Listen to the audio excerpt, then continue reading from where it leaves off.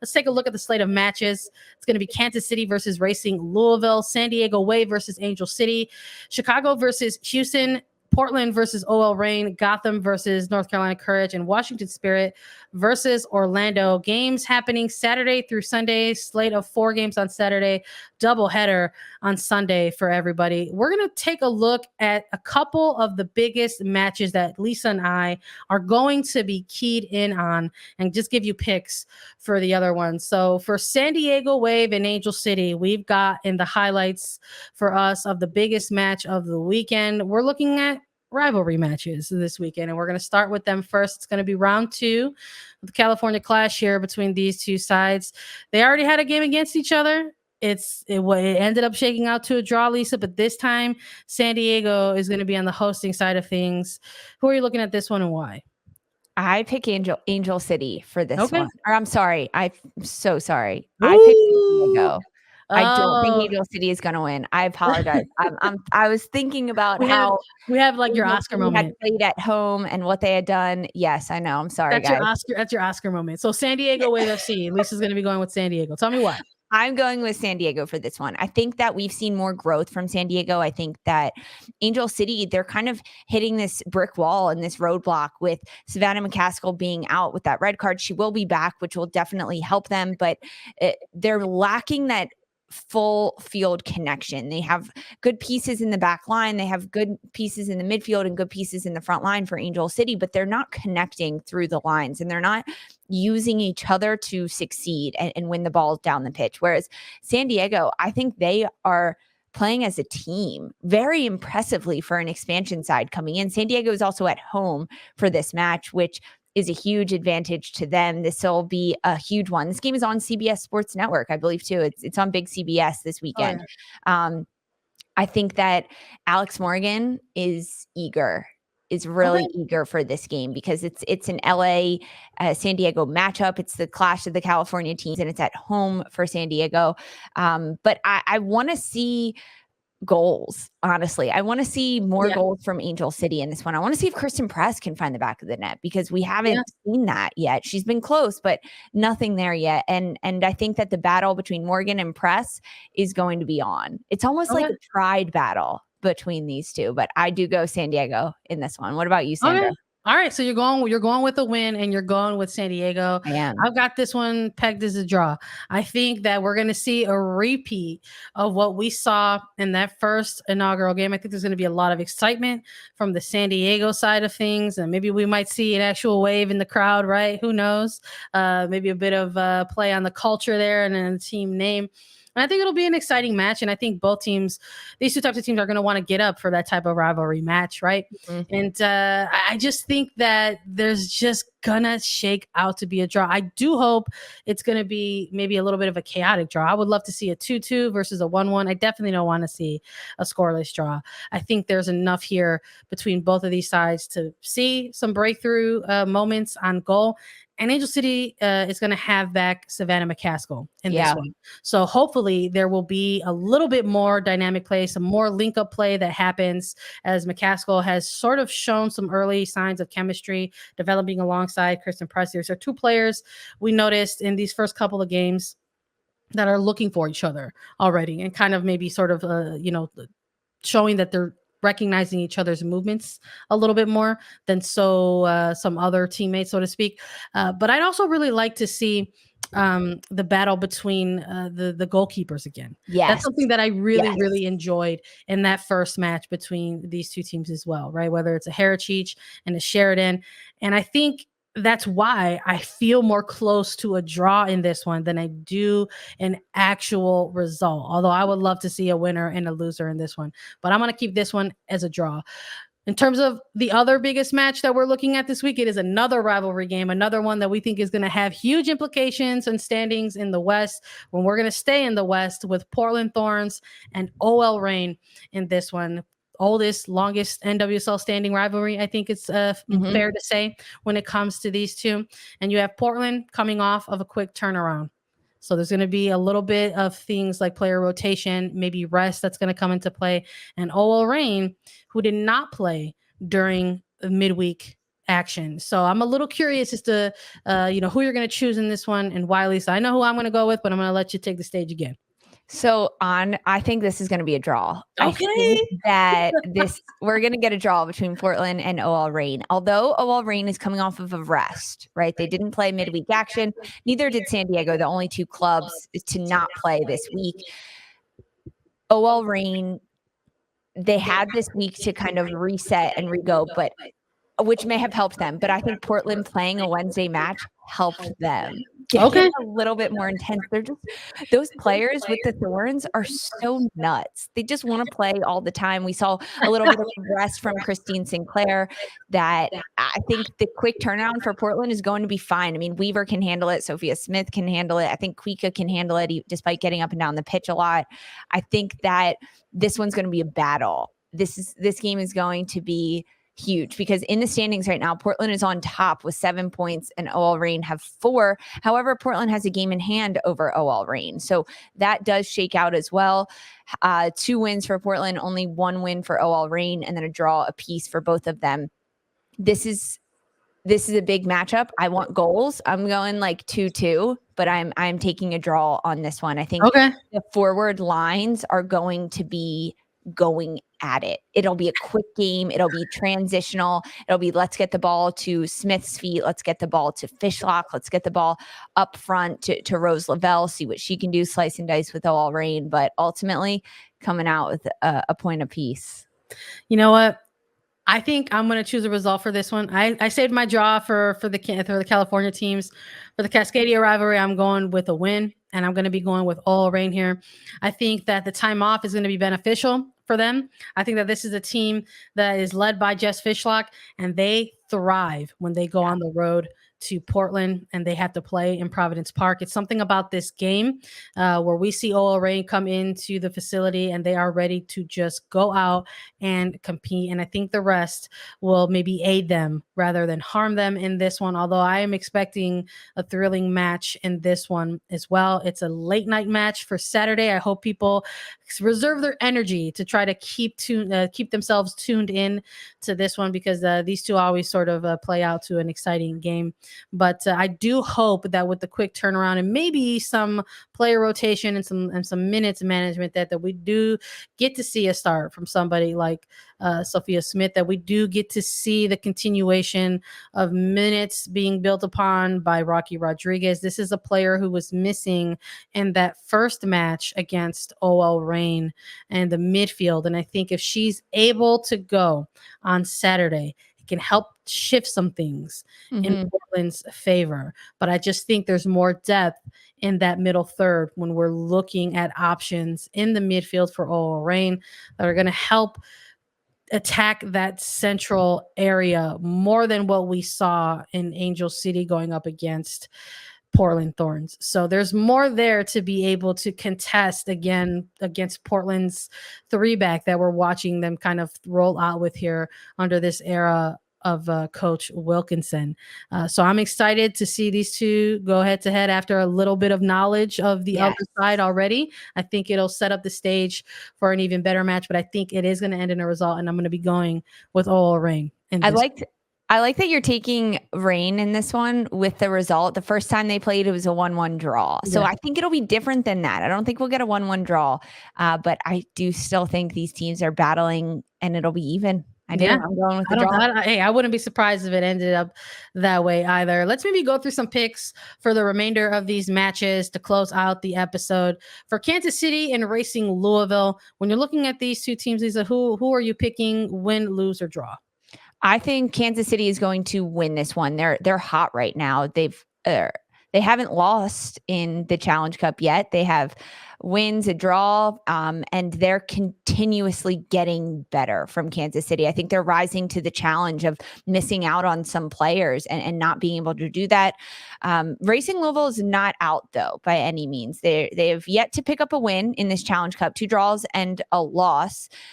But I think from Racing Louisville, their younger players, we're seeing more of that connection from. I think Jess McDonald is also taking on a bigger role where she's realizing she needs to be involved in the attack, whether she's finding the back of the net or she is creating assists. And for Racing Louisville, to be able to grow over the last few weeks. I think they have grown against this Kansas City side. I think they'll pose a bigger threat for them. I hope we see Katie Lund back in net for Racing Louisville as well for this side. But ultimately, I take Kansas City on this. They're on a roll. They're going to keep the punches coming.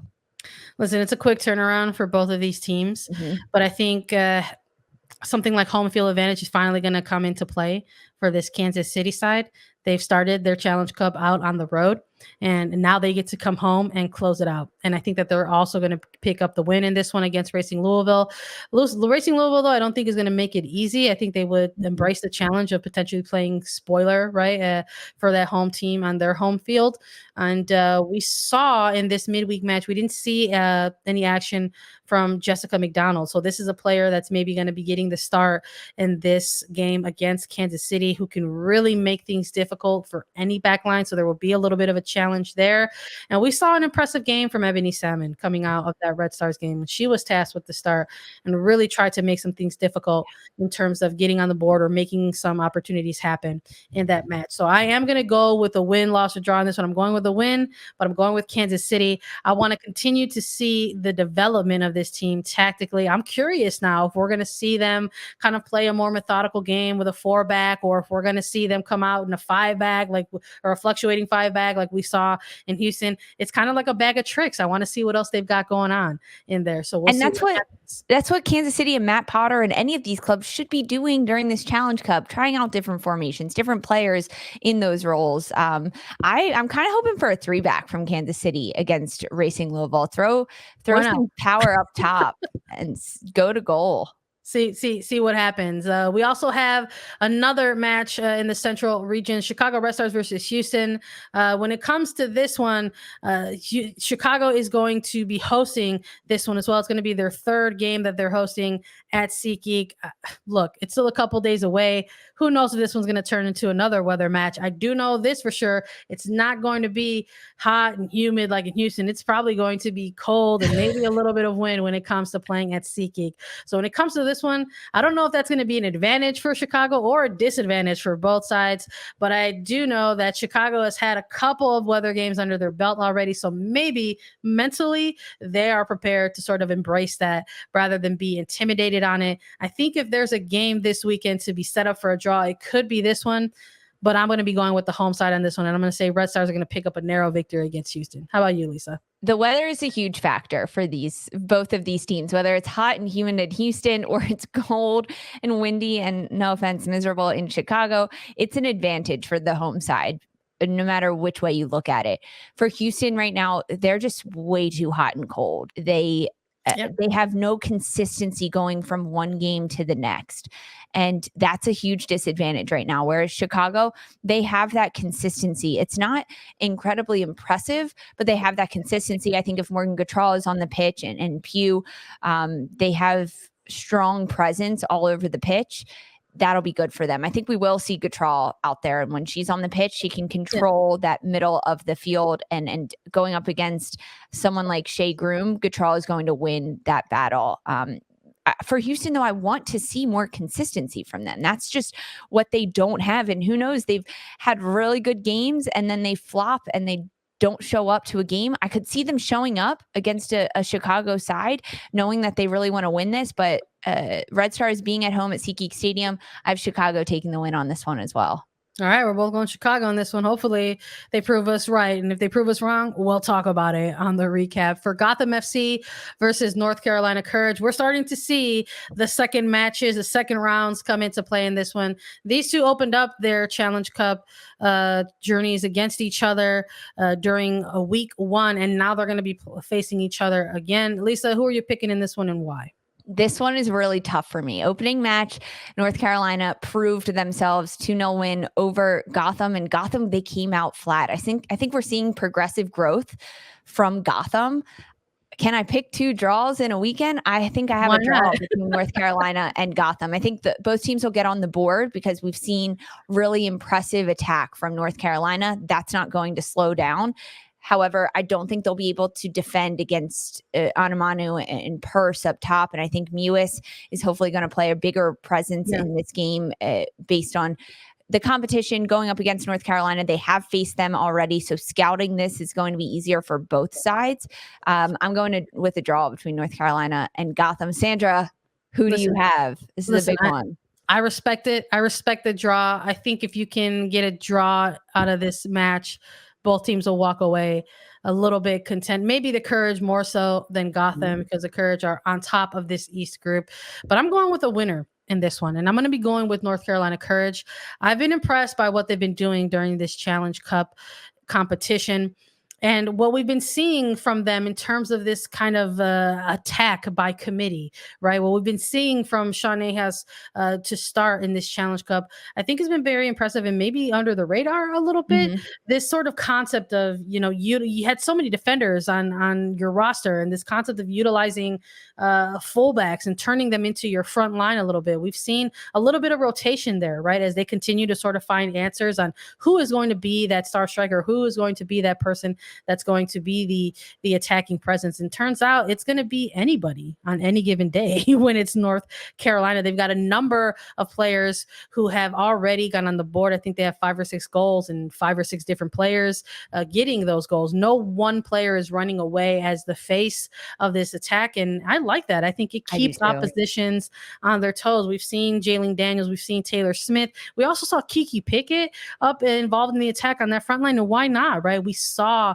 some of this working, and if it's working, why mess with it, right? And I think we're going to continue to see that moving forward. I think that has been providing different looks and difficulties for the opposition in terms of scouting who to mark or who to overload, and I think that's going to pay off in this game as well. Yes, Gotham has Christy Mewis back, but it also took them 86 minutes to get on the board against an Orlando Pride team that absolutely is in the mix of a rebuild, which we already know. Don't use that word with North Carolina Courage, because Nahats and the Courage are saying, nah, we just did a retooling and we're doing just fine. So I just think that while Gotham is laying the foundation, they're still figuring things out. And North Carolina Courage are also in the same boat, but they're a little bit more unpredictable, which is why I'm going to be giving them that X factor edge in this one. And I'm going to go with them to pick up the win against Gotham. And we got one more to go through, Lisa. You ready? It's Washington Spirit versus Orlando Pride. I don't know. I think we might be picking the same one on this one, but I'm going to let you go first. Who you got and why? Washington Spirit is going to take this one. I wonder if the off-field tweets and then the tension is going to be building back up in this match. But I have Washington all day taking on Orlando Pride, especially now Pride without Marta, still trying to figure out who can control their midfield and going up against a midfield that Washington Spirit has. It's almost not fair. I think that we could really hope for more movement up front from Washington Spirit. I think we're seeing that a lot more every time they step on the field, but goals from Hatch and Sanchez. I want to see Ashley Sanchez just dominate against Orlando at doing anything she can on the ball, being creative and finding the back of the net. Frankly, these two met in the opening weekend of the Challenge Cup to a 0-0 draw. Lots of cards in this one, 6-3 aside. So it was a chippy game, but I like this. And we talked about Michaela Clough in our recap of Orlando's game. I think that if she plays in the midfield, she will be more effective for Orlando, which I think is where we will see her. However, matched up against an Andy Sullivan, it's going to be a battle. I'm excited to watch that 1v1 battle, just solely looking at personnel between Sullivan and Clough on either side. Otherwise, I see Washington Spirit taking this one and almost running away with it. Yeah, I'm with you on that one. Going to be round 2 between these two sides. I think Spirit were disappointed to walk away, not only with a draw, but a scoreless draw on top of that. And we've seen the progression of this attack over their 3 matches now and how they can sort of maybe come out and all of a sudden spin a game on its heels. And all of a sudden you didn't realize where that came from. So I'm also going to be going with Spirit in this one for a lot of similar reasons that you've stated already. But I'd really like to see the continuation of Trinity Rodman, alongside Sanchez. And I'd really like to see Hatch continue to show why she's a threat in that box, whether it's scoring with her head, left or right foot, sort of kind of this all-around striker. And we'll see what happens out of this one. Hopefully less physical, hopefully less choppy than we saw in that first game. And Spirit maybe figuring out a way to make that work in their benefit versus against them. So we'll see what happens out of this one.